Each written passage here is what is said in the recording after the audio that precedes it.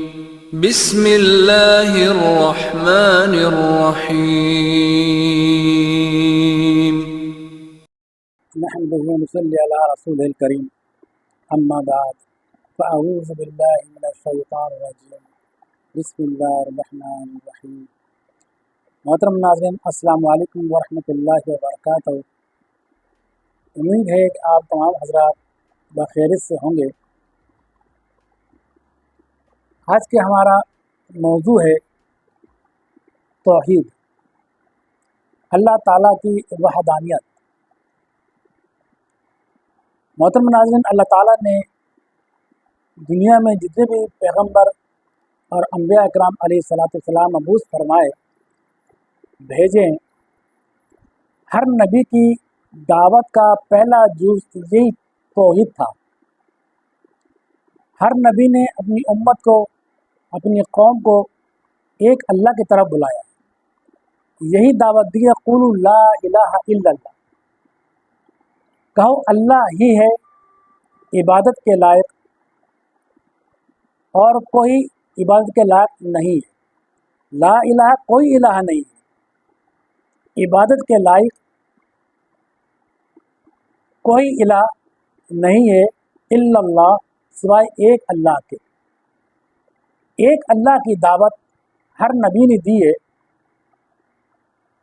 محترم ناظرین، یہ توحید یہ ایک ایسی دعوت ہے کہ یہ ہر آدمی کو یا ہر انسان کو ہضم کرنا یہ بہت مشکل ہوتا ہے، کیونکہ توحید کے اندر ایسی چیز بتائی جا رہی ہے جو انسان کو،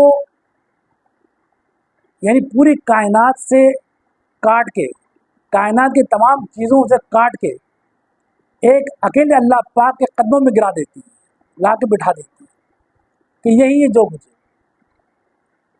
یعنی تمہارا داتا، تمہارا خالق، تمہارا مالک، تمہارا رازق، رزق دینے والا، موت دینے والا، زندگی دینے والا ایک اکیلے اللہ پاک ہے۔ یہ دعوت ہے ہر نبی کی، اور یہ دعوت محترم ناظرین ایسی دعوت ہوتی ہے کہ ہر معاشرے کے اندر، ہر قوم کے اندر، یعنی کوئی اس کو اتنی آسانی سے قبول نہیں کرتا ہے۔ یہی وجہ ہے کہ ہر نبی کی مخالفت کی گئی۔ اگر غور سے دیکھا جائے تو یہ معلوم ہوتا ہے کہ نبی کی مخالفت کی وجہ کیا تھی، کہ دنیاوی کوئی اسباب تھے، یا جہاں جلال کا کوئی مسئلہ تھا، یا کہ پائی پیسے کا، کوئی دولت جائیداد کا؟ ہرگز نہیں۔ صرف مسئلہ اسی بات کا تھا کہ یہ ایک اللہ کی طرف بلاتا ہے، اور قوم چونکہ مختلف خداؤں کو ماننے والی تھی، وہ اس دعوت کے اوپر چونک پڑتی ہے اور پھر وہ مخالفت میں اتر آتی ہے۔ تو اسی طرح سے ہر نبی کی دعوت کے اندر توحید کا عنصر، توحید کا جز یہ پرائرٹی پر ہوتا ہے، یعنی ایک نمبر پر ہوتا ہے، پہلے نمبر پر۔ توحید کے معاملے کے اندر کبھی بھی قسم کا کوئی کمپرومائز نہیں کرنا۔ یہی وجہ ہے کہ انبیاء اکرام علیہ الصلاۃ والسلام نے مختلف قسم کی تکلیفیں اٹھائی، حتیٰ کہ اپنی جان تک دے دی اس توحید کے لیے۔ اگر اس کو تفصیل سے دیکھا جائے تو گفتگو بہت لمبی ہو جائے گی۔ المختصر یہ کہ حضور نبی کریم صلی اللہ علیہ وسلم جب دنیا میں تشریف لائے تو آپ نے بھی اسی کلمے کی دعوت دی۔ کون سا کلمہ؟ لا الہ الا اللہ، توحید کا کلمہ، یعنی خالق اور مالک ایک اکیلے اللہ پاک ہے، اور محمد رسول اللہ، اور محمد صلی اللہ علیہ وسلم اللہ کے آخری نبی ہیں، آخری رسول ہیں۔ اس چیز کی دعوت دی۔ اس زمانے کے جو لوگ تھے، مشرک مکہ جو تھے، وہ آپ صلی اللہ علیہ وسلم کے متعلق یعنی گمان کرتے تھے کہ ان جیسا، بلکہ ان کو یقین تھا اس بات کا کہ حضور نبی کریم صلی اللہ علیہ وسلم کبھی جھوٹ نہیں بولتے، یہ سچے ہیں، صادق امین ہے۔ آپ کی انتہائی تعریف کرتے تھے، آپ کو اچھا سمجھتے تھے، آپ اچھے خاندان کے، اچھے قبیلے کے، سب کچھ اچھا، لیکن جب آپ نے توحید کی دعوت دی تو وہی اچھا کہنے والے آپ کی جان کے دشمن ہو گئے۔ وجہ کیا تھی؟ وجہ محترم ناظرین یہی تھی کہ وہ بہت سے خداؤں کو ماننے والے تھے، ان کو سامنے یہ بات جب رکھی گئی ہے کہ لا الہ الا اللہ، نہیں کوئی معبود سوائے ایک اللہ کے، تو وہ اس کے اوپر بڑے پریشان ہو گئے کہ یہ کیسے ہو سکتا ہے۔ ظاہر ہے ان کا صدیوں سے ایک چیز چلی آ رہی تھی، کئی خداؤں کو ماننے والے تھے، تو اس دوران میں اگر یہ کہا گیا کہ بھئی ایک خدا کو مانو، تو یہ تو ان کے سوچ کے خلاف بات تھی، عقیدے کے خلاف بات تھی، ان کے آباء و اجداد کی جو چلی آ رہی تھی رسمیں سینکڑوں سالوں سے، اس کے بالکل خلاف بات تھی۔ بات چونکہ حق تھی، لیکن چونکہ وہ اس سے ناواقف تھے، اس وجہ سے ان کے لیے یہ بات اجنبی تھی، اور وہ آپ صلی اللہ علیہ وسلم کے جان کے دشمن ہو گئے۔ یعنی ایک اللہ کو ماننا ان کے لیے بہت مشکل ہو گیا۔ صرف اللہ کو ماننا یہ مشکل نہیں تھا ان کے لیے، قرآن کہتا ہے کہ وہ اللہ کو مانتے تھے، وہ قائل تھے اس بات کے۔ قرآن کہتا ہے کہ اے نبی آپ ان سے پوچھیں آسمان سے بارش کون برساتا ہے، فوراً کہیں گے اللہ۔ ان سے پوچھیں زندگی اور موت کس کے ہاتھ میں ہے، فوراً کہیں گے ایک اللہ۔ اور اللہ پاک ایک واقعہ بیان فرماتے ہیں انہی مشرکین کا، ان کے بارے میں بتاتے ہیں کہ جب یہ سمندر کے سفر میں جاتے اور کشتی ان کی بہوں میں پھنس جاتی، اور جب ان کو یقین ہو جاتا کہ اب ہم مرنے والے ہیں، تو وہ سارے بتوں کو، سارے خداؤں کو چھوڑ کے ایک اللہ کو پکارتے، اور اللہ فرماتے جب ہم انہیں بچا لیتے اور یہ صحیح اور سالم بخیر و عافیت کے ساتھ جب خشکی پر چلے آ جاتے، پھر بعد میں واپس لوٹ جاتے، یعنی اسی روش کی طرف لوٹ جاتے جو بتوں کو پکارنے والے یا ان کے جو خداؤں کو ماننے والے اس میں چلے جاتے۔ جب موت کے دہانے پہ ہوتے، جب پریشانی بہت زیادہ ہوتی ہے، جب ان کو یقین ہوتا کہ اب بچنا مشکل ہے، تو وہاں ایک اللہ کو پکارتے۔ تو معنی یہ ہوئے، معلوم یہ ہوا کہ مشرکین مکہ بھی اللہ کے قائل تھے، اور آج کے جو مشرکین ہیں یہ بھی اللہ کے قائل ہیں، اللہ کو مانتے ہیں، چاہے وہ کسی مذہب کا شخص ہو، کسی خدا کو ماننے والا ہو، لیکن برحال وہ اللہ تعالیٰ کو ایک مانتا ہے، ساری طاقتوں کو سچما ایک مانتا ہے۔ لیکن شرک کہاں آتا ہے؟ شرک کس کو کہتے ہیں؟ وہ اللہ کو تو مانتے ہیں، لیکن اللہ کے ساتھ اوروں کو بھی مان لیتے ہیں، کہتے ہیں بے شک اللہ کرنے والے ہیں، لیکن یہ چھوٹے چھوٹے ہمارے یہ ان کے پاس بھی اختیار ہے، یہ بھی کچھ کر سکتے ہیں، یہ ہماری بات کو اللہ تک پہنچاتے ہیں، ہمیں اللہ کے قریب کرتے ہیں۔ یہ ان کا عقیدہ تھا، وہ اللہ کی ذات میں یہ کسی کو شریک کرتے ہیں، اللہ کی ذات میں اور اللہ کی صفات میں یہ شرک کرتے ہیں، یہ ملاتے ہیں لوگوں کو، یعنی دوسروں کو، کہ یہ بھی کرنے والے ہیں، اگر اللہ رزاق ہے تو یہ بھی رزق کچھ نہ کچھ ذریعہ ان کے ذریعے سے آ جاتا ہے۔ یہی شرک ہے، اللہ کی ذات میں اور اللہ کی صفات میں کسی کو بھی شامل کر لینا یہ شرک ہے، اور یہ بہت بہتان ہے اللہ کی ذات کے اوپر۔ جب مشرکین مکہ اس بات سے بہت تنگ ہو گئے، تو روایت میں آتا ہے کہ مدینہ کے جو یہودی تھے انہوں نے یہ سوال بھیجا مشرکین مکہ تک کہ آپ ان سے پوچھیں یہ سوال کہ اللہ کون ہے، اللہ کا حسب نسب بتائیں۔ تو اس کے اوپر اللہ تعالیٰ نے سورہ اخلاص نازل فرما کر فرما دیا کہ اے نبی ان سے میرا تعارف کراؤ۔ سورہ اخلاص میرے محترم ناظرین یہ مسلمانوں کی، مومنین کی عقیدے اور عمل کی جڑ اور بنیاد ہے، اور اس کے اندر اللہ تعالیٰ نے تمام جن کے جو اعتراضات تھے ان کا مدلل جواب دیا ہے، اور اس آیت کے ذریعے سے اللہ نے اپنا تعارف کرایا، فرمایا اعوذ باللہ من الشیطان الرجیم بسم اللہ الرحمن الرحیم قل هو اللہ احد، اے نبی آپ کہہ دیجئے اللہ ایک ہے، اکیلے اللہ پاک ہے جو پوری کائنات کو چلا رہے ہیں۔ یعنی وہ تو مانتے تھے ایک ہے، لیکن اس ایک کے ساتھ اوروں کو بھی شریک کرتے تھے کہ یہ بھی معاون ہے اللہ کے۔ اللہ نے اس بات کی جڑ کاٹ دی، فرمایا پوری کائنات کو چلانے والے، زندگی دینے والے، موت دینے والے، رزق دینے والے، ایک ایک ذرہ جو اللہ تعالیٰ نے پیدا کیا ہے اس کا پورا نظام یہ ایک اکیلے اللہ پاک چلا رہے ہیں۔ قل هو اللہ احد، آپ کہہ دیجئے گا اللہ ایک ہے۔ اور ایک جگہ اللہ پاک ارشاد فرماتے ہیں قرآن ہی میں کہ اے نبی ان سے کہہ دو اگر کائنات میں ایک کے علاوہ اور خدا ہوتے تو کائنات ٹوٹ پھوٹ کا شکار ہو جاتی۔ یہ انڈرسٹوڈ چیز ہے، عقل میں آنے والی بات ہے کہ اگر ایک سے زیادہ اللہ ہوتے تو یقیناً سب کی طاقت برابر ہوتی، اگر کسی کم ہوتی تو اللہ کیسے ہوتا؟ یعنی پوری طاقت اس کے پاس ہے تبھی تو اللہ ہے وہ۔ اگر اللہ کے علاوہ اتنی ہی طاقت والا کوئی اور اللہ ہوتا، مطلب ایک کے علاوہ زیادہ اللہ ہوتے، دو ہوتے، تو بتائیے کائنات کا نظام کیسے چلتا؟ ہر ایک اپنی اپنی پاور چلاتا۔ ایک کہتا کہ بھائی سورج نکالیں گے ہم مشرق سے، دوسرا کہتا نہیں بھائی ہم نے ہمیشہ چلایا اور آج ہم مغرب سے نکالنا چاہتے ہیں، وہ کہتا نہیں، اس میں تصادم ہو جاتا ہے۔ یعنی یہ ایک عقلی بات ہے کہ پورے کائنات کو نظام کو چلانے کے لیے ایک ہی چاہیے۔ اب آپ اپنے گھر کا نظام دیکھ لیں، آفس کا دیکھ لیں، یہ کہیں کا بھی نظام دیکھ لیں، اگر دو پاورفل لوگ اور دو سربراہ ہو تو وہ نظام نہیں چل سکتا۔ کیوں کہ ہر آدمی پھر اپنی طاقت آزماتا، یعنی اپنی ہی بات کو منوانے کی کوشش کرتا۔ اسی طرح سے اگر کائنات کا خدا ایک سے زیادہ ہوتا یقیناً کائنات ٹوٹ پھوٹ کا شکار ہو جاتی ہے، یعنی اس طرح سے نظام چل نہیں سکتا تھا۔ تو یہ بالکل ایک عقلی بات ہے کہ پورے نظام کو صحیح طرح سے چلانے کے لیے ایک اکیلے اللہ پاک کی ضرورت ہے۔ اسی لیے فرمایا کہ آپ کہہ دیجئے ان سے قل هو اللہ احد، اللہ ایک ہے۔ اچھا، یہ ان کا جو سوال تھا اللہ کون ہے، اللہ کے بارے میں بتائیے، اللہ کا حسب نسب بتائیں، تو یہاں سے اللہ پاک اپنے تعارف کروا رہے ہیں۔ فرمایا کہہ دو ان سے کہ اللہ ایک ہے۔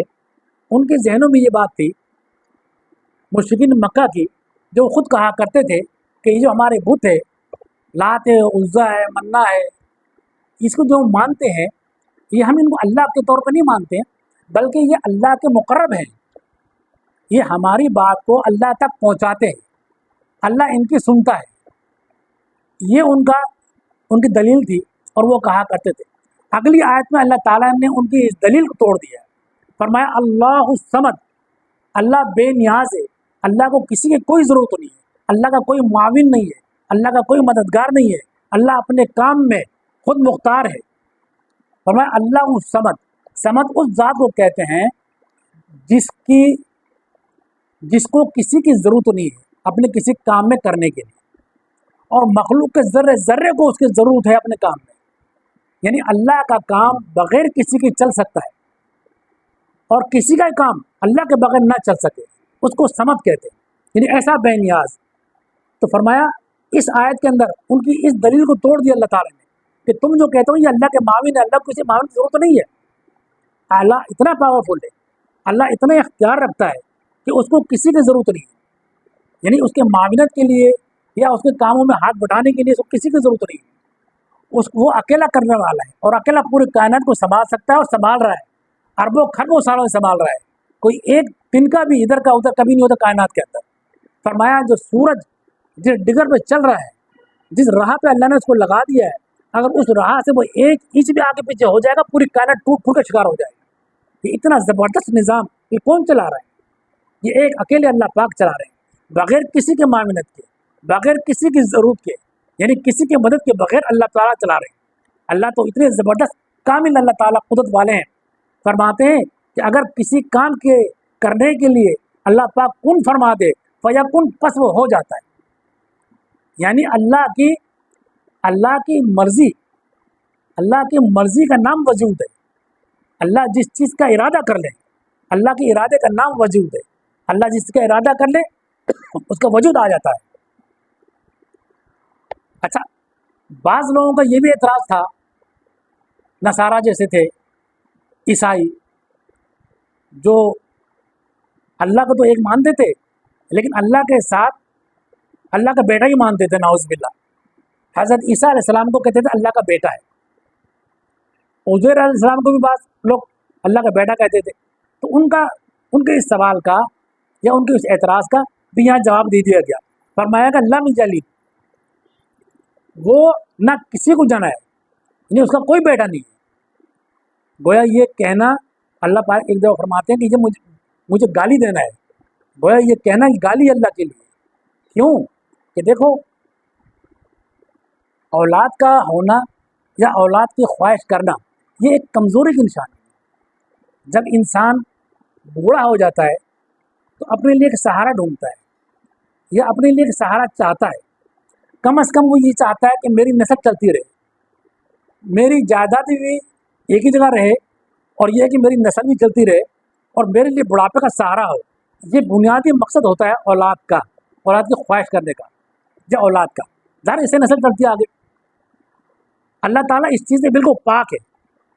فرمایا لم یلد, نہ کسی کو جنا ہے, اس کا کوئی بیٹا نہیں ہے, اس کو ضرورت نہیں اس چیز کی, اس کی حاجت ہی نہیں ہے اس چیز کی. یعنی ضرورت تو اس کو ہو نا جو اپنی نسل کو آگے بڑھانا چاہتا ہو. اللہ تعالیٰ مبرہ ہے اس چیزوں سے. جو بڑھاپے میں سہارا چاہتا ہو, اللہ کو نہ اونگ آتی ہے, نہ موت ہے, نہ بڑھاپا ہے, نہ جوانی ہے. اللہ جیسے تھے ویسے ہیں, جیسے ہیں ویسے رہیں گے, اور ہمیشہ سے ہے اللہ اور ہمیشہ رہیں گے. تو یہ مسئلہ ہی نہیں اللہ کا. اور آگے فرمایا ولم یولد, نہ کسی نے ان کو جانا ہے, یعنی ان کا بھی اولاد نہیں ہے اللہ تعالیٰ کی کوئی, اور نہ ہی اللہ کے والد صاحب ہے کوئی والد بھی نہیں ہے اللہ کا. نہیں, اللہ نے نہ کسی کو پیدا کیا ہے, نہ اللہ سے کوئی پیدا ہوا ہے, نہ اللہ کسی سے پیدا ہوا ہے. ان کو حیرت ہوتی تھی اس بات کے اوپر حضرت عیسیٰ علیہ السلام کے متعلق. وہ کہتے تھے بغیر باپ کے یہ کیسے پیدا ہو گئے, یعنی ان کی سمجھ نہیں آتی تھی. اللہ کی قدرت نے, اللہ نے اپنے قدرت سے پیدا کیا, اپنے قدرت کا اظہار فرمایا. ان کو دعوت دی اس بات کی, فکر کریں اس بات کا کہ تم حضرت عیسیٰ علیہ السلام کی بات کر رہے ہو. حضرت آدم علیہ السلام کے بارے میں سوچو, ان کے تو والد نہیں تھے, ان کی تو والدہ بھی نہیں تھی. یعنی حضرت آدم علیہ السلام کو اللہ تعالیٰ نے اپنے قدرت سے پیدا کیا, بغیر ماں اور بغیر باپ کے. تو جو اللہ اتنی قدرت رکھتا ہے کہ بغیر ماں اور بغیر باپ کے پیدا کرے, تو کیا وہ اپنی قدرت سے بغیر باپ کے پیدا نہیں کر سکتا ہے؟ اللہ تعالیٰ نے حضرت عیسیٰ علیہ السلام کو بغیر باپ کے پیدا کیا اپنی قدرت کاملہ سے. یہاں پر بھی ان کا رد ہو گیا. جو یہ کہتے تھے کہ اللہ تعالیٰ کا بیٹا ہے یا اللہ تعالیٰ کا اولاد ہے, نعوذ باللہ. آگے فرمایا وَلَمْ يَكُنْ لَهُ كُفُوًا أَحَدٌ, اور نہیں اس کے جوڑ کا کوئی, یعنی اس کی مثل بھی کوئی نہیں, اس کی مثال نہیں, اس کی طرح کوئی نہیں. یعنی واضح الفاظ میں اللہ پاک نے فرما دیا کہ اللہ کی کوئی مثل نہیں ہے, اللہ جیسا کوئی ہے ہی نہیں, نہ ہے نہ ہو سکتا ہے. جیسے اللہ تعالیٰ ہیں, جیسے اللہ کی قدرت ہے, جیسے اللہ کی طاقت ہے, جیسے اللہ پورے کائنات کو چلا رہے ہیں, جیسے اللہ مدبر ہیں, جیسے اللہ رزاق ہے, ایسا کوئی ہو نہیں سکتا کائنات کے اندر.